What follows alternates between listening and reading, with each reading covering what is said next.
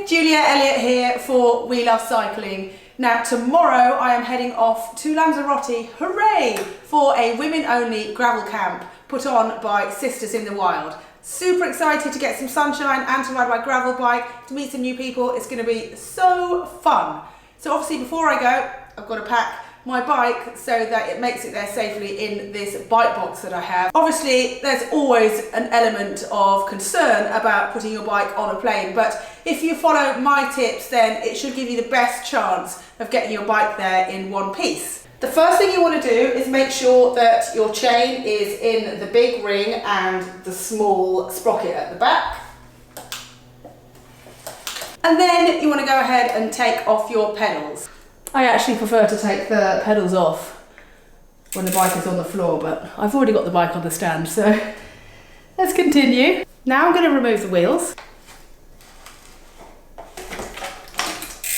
Most people leave the chain on but take the mech off, so I'm going to remove this and then I will cable tie it to the frame.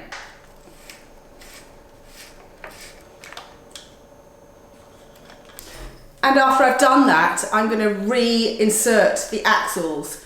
Don't crank them in super tight, but having the axle between your dropouts is going to protect the frame from being squished.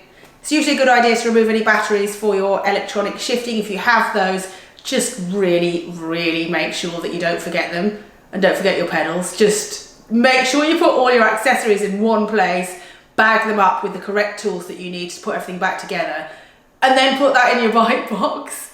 If you're running disc brakes, make sure you put an insert in the caliper in between the pads, just so that if you accidentally pull your brake lever, you're not going to pull the brakes on and all the way in. Don't have to use these kind of things. I've just used cardboard in the past. Generally speaking, you want to leave the stem on and remove the bars. Make sure that you put the stem bolts back in the stem with the faceplate after you have removed the bars, because you don't want to turn up without either. Okay, now to put the bike and the wheels into the bike box. Now generally speaking, you'll find that most people remove their seat post with the seat still attached. I'd advise you to mark on your seat post with a bit of electrical tape or something where it normally goes so that you can easily put it back in the right place. I like to leave mine on. I'm small enough that I can fit it in my bike box without taking the saddle off, and I like the fact that it keeps the bike rigid and stops it from moving around because it fits so snugly.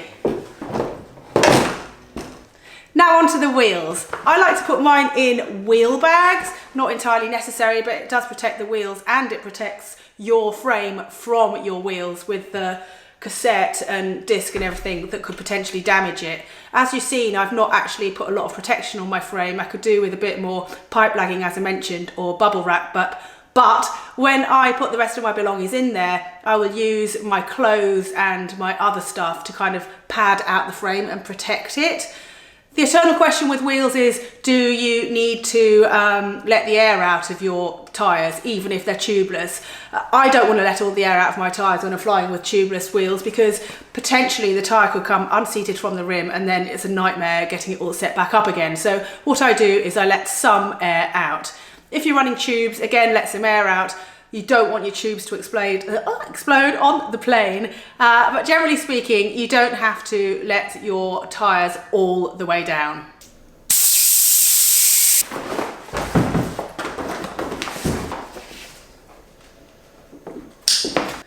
Okay, I'm pretty much done. This bike box does actually come with additional foam that I need to find in the attic and put in before I shut it all up. But all that remains is to get my pedals, my tools, pack them safely, and I'm good to go.